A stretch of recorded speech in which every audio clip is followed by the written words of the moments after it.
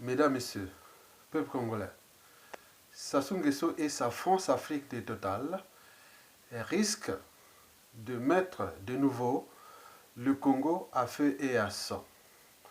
Mesdames, Messieurs, peuple congolais, aux dernières nouvelles, le dictateur Sassou Nguesso n'est pas dans la capitale Brazzaville, ni dans son village natal. Aux dernières nouvelles, il est à Pointe-Noire, la ville océane, la ville pétrolière, qui fait de nous le 4e pays producteur du pétrole du continent africain. Aux dernières nouvelles, partir de Pointe-Noire pour aller vers Ndjeno, c'est-à-dire vers la route du Cabinda ou de l'Angola, il est très difficile de passer, prendre la route là. Il y a des checkpoints, vous pouvez passer 40 minutes de fouille. Et les éléments qu'on retrouve là-bas, ce sont les éléments de la garde présidentielle de Denis Sassou Nguesso. Donc, il ne se déplace pas pour rien. Il ne se déplace pas par hasard comme ça. Donc, il y a une intense activité, non seulement sécuritaire, mais également militaire, constatée en partant de Pointe-Noire, en allant vers l'enclave du Cabinda. Là où se trouvent aussi les plates, là où on charge le pétrole congolais, soit par la société Eni italienne ou par le propriétaire du pétrole congolais, le groupe Total français, le pétrolier Total.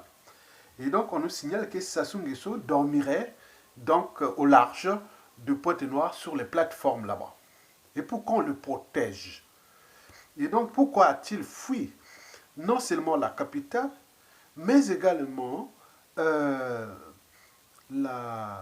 son village natal? Pourquoi il est maintenant protégé au large de Pointe-Noire ou autour de ces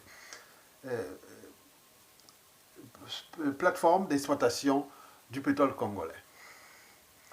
Donc, vous savez, l'intelligent doute, l'imbécile certitude, les citoyens doutent, l'indigène ou l'esclave certitude. Comme je suis un citoyen, j'ai des droits et devoirs d'être informé. Parce que l'ignorance est la pire des souffrances. Le savoir et la connaissance libèrent. Donc, je suis non seulement quelqu'un qui a au moins un cerveau, mais je suis aussi citoyen. Donc, j'ai le droit et devoir de douter de ce qui se passe dans ce pays et qui, depuis 2015 déjà, il s'est passé un coup d'État constitutionnel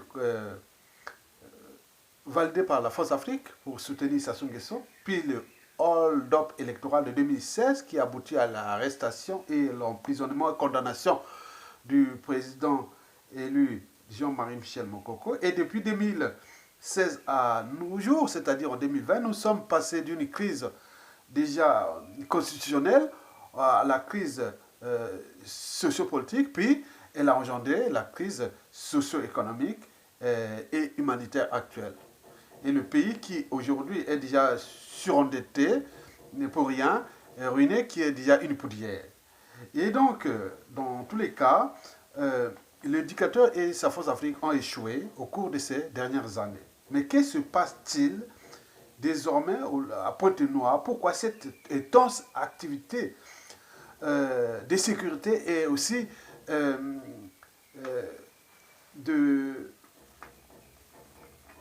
d'activité militaire? Qu'est-ce qui se prépare? Mesdames, Messieurs, peuple congolais. Donc, vous avez par exemple pu voir, déjà depuis le 11 ou le 12 avril dernier, un avion d'Air France avait été attaqué par des balles. On l'a tiré à l'aéroport international de Pointe-Noire, c'est-à-dire l'aéroport international Agostino Neto. Et donc, bon, l'avion c'était la 330-200. Mais il me semble qu'on avait affrété un autre avion qui était parti chercher, soi-disant les ressortissants français. On avait affrété le Boeing 777. Et depuis, bon, ben, il y a un autre qui était hier, atterri au camp hier, et il y a un autre pour le 21 avril. Mais on se demande pourquoi avec le coronavirus, au moment où le trafic international est bloqué, mais qu'est-ce qui se passe derrière toutes ces opérations d'Air France qui fait des allers et retours comme on rentre dans un moulin? C'est lui au Congo-Brazzaville et notamment à Pointe-Noire. Et donc, quand c'est flou, il y a un lot. Donc, c'est là où commencent déjà toutes les spéculations. On dirait que Air France transportait peut-être des mercenaires ou des armes et tout compagnie pour soutenir. Mais pour faire quoi? On se demande pourquoi faire. Donc, les spéculations, on dit, soit la France joue ce double jeu là pour ramener des mercenaires ou pour protéger les dignitaires du régime, on ne sait pas qui transporte et autres, on ne sait pas. Et donc, d'après les réseaux des citoyens, des résistants, ils disent non, c'est soit pour soutenir Sassou Nguesso jusqu'au bout contre ce peuple, soit c'est pour se préparer à passer en force, soit pour installer le fils de dictateur que Sassou Nguesso lui-même l'a déjà choisi, ou par ce jeu de rôle-là, on va placer Jean-Dominique Okemba. Et donc l'enjeu est autour du clan, ou c'est pour Sassou Nguesso dictateur à vie, ou Jean-Dominique Okemba, ou le conflit entre Jean-Dominique Okemba, ou le jeu de rôle qu'ils ont fait pour mettre Jean-Dominique Okemba, le laisser tranquille à Brazzaville et là-bas, et lui, il a été exfiltré pour le laisser à côté, peut-être préparer l'arrivée de Jean-Dominique Okemba. Et à défaut, peut-être aussi du fils. Donc on peut se demander, donc tout se dessine autour du clan ou que la France Afrique à travers le groupe pétrolier Total et qui est en train de se préparer contre le peuple congolais pour passer en force, soit protéger Denis Sassou Nguesso, soit installer le fils du dictateur et à défaut Jean-Dominique Okemba. Bon, en attendant, vous avez entendu parler, déjà nous sommes partis du confinement anticonstitutionnel du peuple congolais, puisque déjà les conditions de vie, les populations sans eau potable, ni nourriture, ni sans électricité, et autres ont été confinés, mais la plupart de la population ont désobéi. Après, le dictateur est passé à un couvre-feu illégal et illégitime, et puis là, il vient de décréter comment on appelle, l'état de siège militaire, alors que le Congo n'est pas en guerre. La population est désarmée, affamée et tout ça. Bon, pourquoi tous ces jeux de confinement et d'état de siège contre une population et qui est désarmée, comme je vous l'ai dit? Vous savez que le futur, c'est tout justement le passé et le présent qu'on ignore. Déjà par le passé, nous, on a une sale, une mauvaise, comment on peut dire, on a une mémoire qui est déjà longue aussi. On sait bien ce qui s'est passé avec l'état de siège de Sassou Nguesso. Oui, même s'il vient de les décréter, il va les décréter avec son assemblée tyrannique, bien entendu, que se cache derrière ce état de siège militaire. Mais nous savons que historiquement, depuis 50 ans déjà, Sassou Nguesso n'a jamais changé de mode opératoire contre le peuple congolais et leur pays. État de siège militaire de Sassou signifie attention, danger.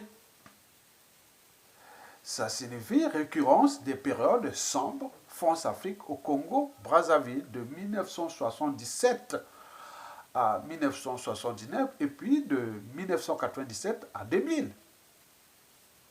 On parlait d'assassinat de populations innocentes, d'intellectuels, d'opposants politiques, de prisonniers politiques.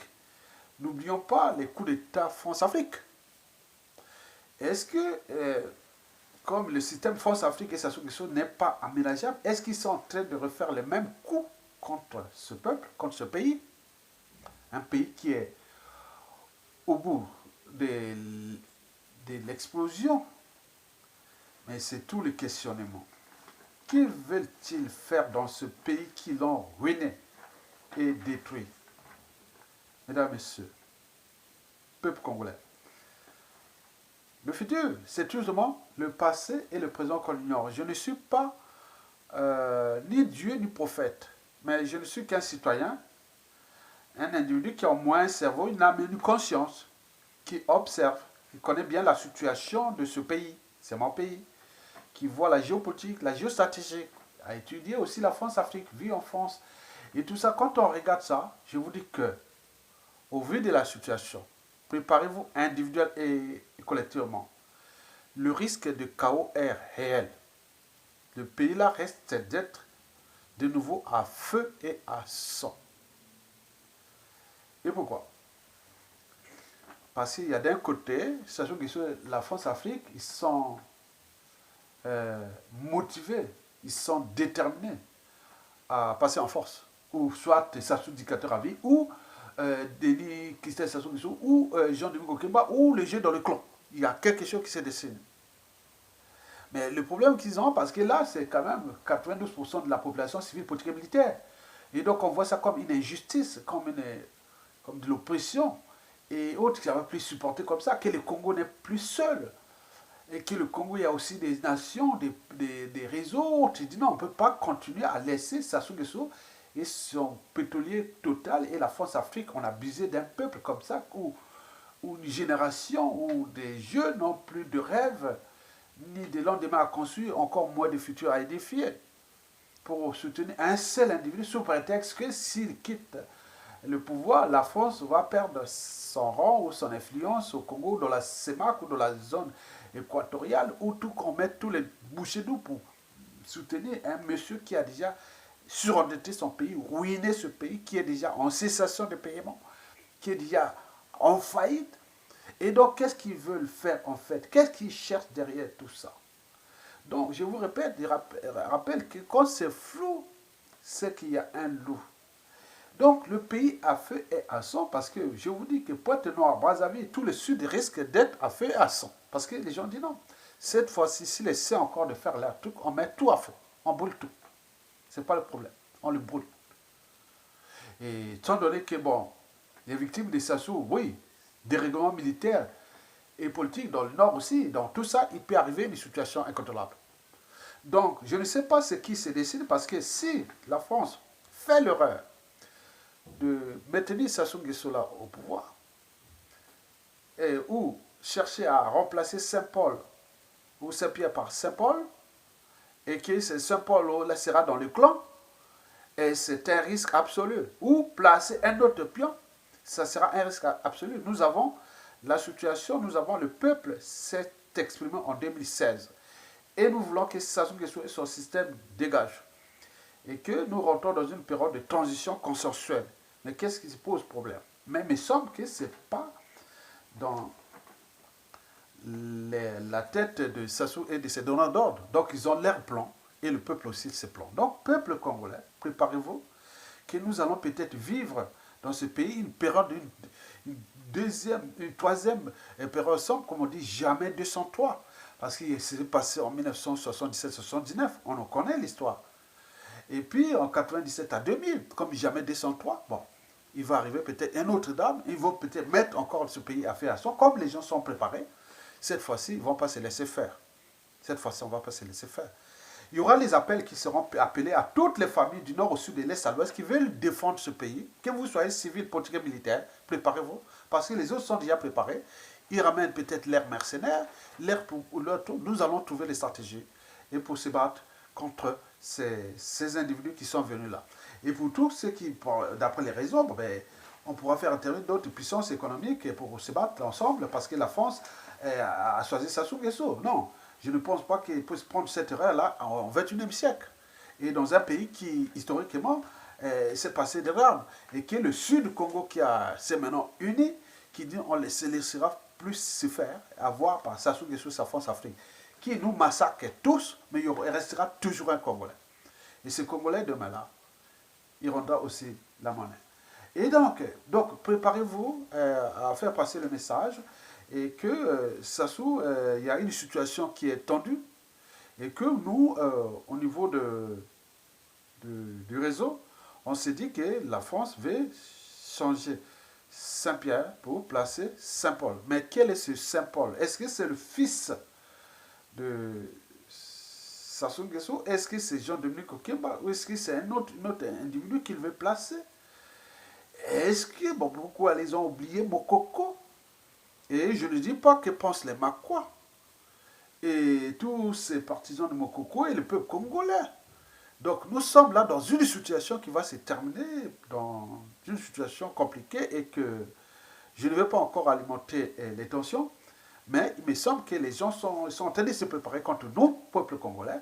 Donc c'est à vous de prendre votre responsabilité, de rester vigilants. Mais l'avantage c'est que bon, les gens sont déjà informés et les militaires de toutes les tribus et les civils qui ont aussi des bras, ils sont même plus aguerris que parfois les militaires congolais. Nous allons nous préparer à quelque chose qui est imprévisible. Donc prenez votre responsabilité de partager ces vidéos parce que on n'a qu'un seul pays, ici en Europe, en France et autres. Les jeunes au creux de leur lit font des rêves. Mais vous là-bas, qu'est-ce que vous rêvez? Vous rêvez seulement aller enterrer les membres de la famille, à des fois aller être humilié par ce clan. On n'en méritait pas ça. Il y a d'autres options, il y a d'autres solutions que nous pouvons apporter pour ce pays. Maintenant, quant à la France, je ne peux pas le dire parce que quand même sur 100% de mes vidéos, depuis 2016 jusqu'à nos jours, plus de 30%, je l'ai toujours apporté la solution à la France pour trouver les solutions de sortir de cet état de crise France-Afrique qui ne cesse de tirer vers le bas. L'Afrique francophone, quand on est partenaire, on ne fait pas de la prédation. Partenaire, quand on fait par partenaire, c'est aussi ce que ça veut dire, le partenariat. Mais quand on fait ce que la France-Afrique fait là, c'est de la prédation. Trop de prédation tue la prédation. Et ce qui fait que nous sommes en fait des cycles de cette France-Afrique qui aujourd'hui est aussi en danger, puisque plus vous jouez ce genre de coups bas qui existait avant Internet, avant ceci. Maintenant là, tout le monde est informé. Donc on ne sait pas ce qui va se passer au Congo et que la France est plus motivée à aider Sassou Nguesso qu'à demander à la libération des prisonniers politiques et autres compagnies. Donc nous avons compris. Donc en ce moment, elle a choisi son corps. Mais au peuple congolais, nous aussi, il ne faut pas continuer à glander. Non. Ce qui va l'avait pourtant dit. Cessez de glander. Hein? Un peuple qui essaie de glander, hein, qui ne peut pas se rebeller, qui doit s'arrêter de glander. Si vous n'êtes pas capable de vous rebeller. Mais nous, ce n'est pas la rébellion. Nous, c'est la désobéissance civile, le pays bloqué jusqu'à la chute de Sassou Nguesso. Point bas. Ça va partir comme ça. Le Sud Congo est aujourd'hui uni, il doit prendre sa responsabilité de Brazzaville à Pointe-Noire, tout bloqué. Et ceux qui vont travailler pour les entreprises publiques, privées et toutes les administrations, on saura que c'est les gars de Sassou Nguesso. C'est l'unique solution parce qu'ils ont pris les armes, hein, ils ont pris les moyens de l'État militaire et tout compagnie contre le peuple. En réalité, ce n'est pas des militaires congolais, ce sont des mercenaires qui sont déjà là. Donc on est en train de faire rentrer en puissance les mercenaires. Et donc, nous faisons ça. Et au Congo, oui, il y a des militaires qui sont dans tous les Congo, oui, il n'y a pas de souci. Ils sauront prendre les responsabilités avec le peuple. Mesdames et messieurs, je vous remercie et à bientôt.